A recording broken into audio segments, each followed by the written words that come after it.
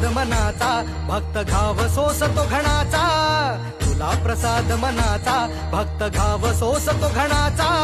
राही उपाशी घरी तरीही करतो तुझी वारी राही उपाशी घरी विठ्ठला रीत तुझी न्यारी